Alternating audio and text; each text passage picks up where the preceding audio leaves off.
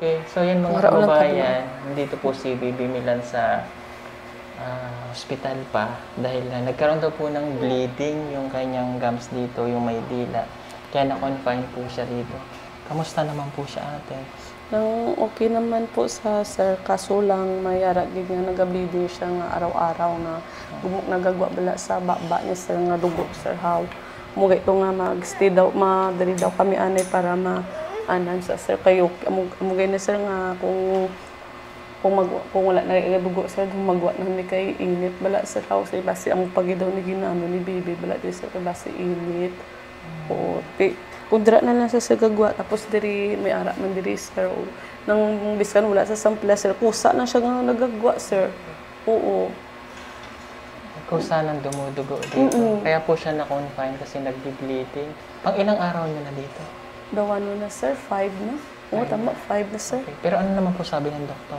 Nung wala sir, wala sa diri sir, king dextrose, tapos king injection 9 para sa bleeding, wala na sir. Kay kung okay na sir, makagawas na kami, makapaway na sa bibi, o basta makaano na kami sir sa Manila. Okay, so yun lang inaantay. And thank you po ulit sa mga nagpaabot po ulit ng tulong. Okay, kaya po kami nandito para maano lang natin yung mga may nagpaabot po ulit ng tulong. Okay? At yung wish nyo na kayo ay maki-MJS, okay naman? Opo naman, Naki-MJS na? Opo, sir. Nakita ko yung account number sa iyo ba yun? Oo, doon, sir. Okay, sige. Ita-transfer ko ngayon. Online naman yun. Yung mga nagpadala po ng tulong. So, hindi po kami magtatagal dito sa ospital kasi para yung visiting hours din. Opo, sir. So, habang tayo nandito, magpapasalamat lang ako sa mga nagbigay po ng tulong. Para po kay Baby Milan, ito po yung after noong madalaw namin sila, may mga nagpadala po ulit ng tulong. Okay, magti-thank you lang po tayo kay Tita Fel Smith na nagpadala ng 11,350, Anonymous 2,000, Jeng Kaburog, Medena, 300 pesos, Tita Sara Loretta Yago na nagpadala ng 5,568. Tita Josie Giray, 3,000. Joy J. San, 5,000. Connie Marcela, 10,000 pesos. Lynn Darias, 4,000 pesos. Yung total na na-deposit, na-transfer po ng mga nagpadala is 41,214. So, may bank account po. Ayan, isi-share ko po dyan sa screen ninyo.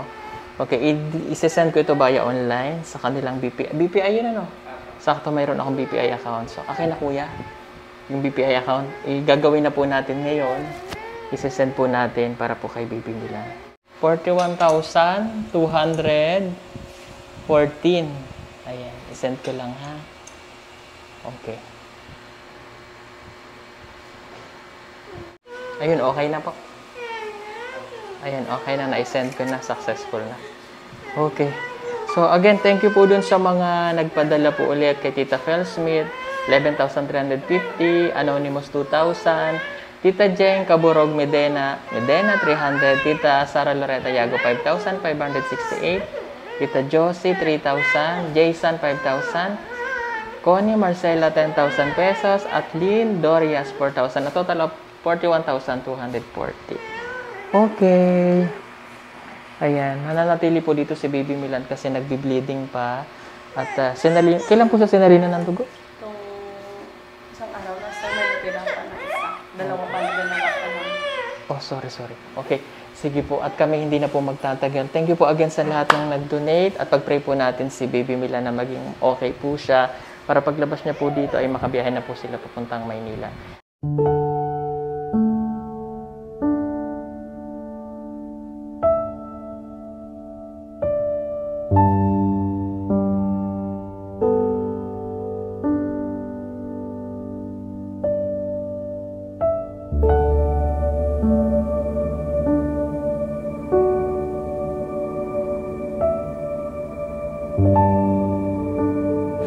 Babay na. Babay na.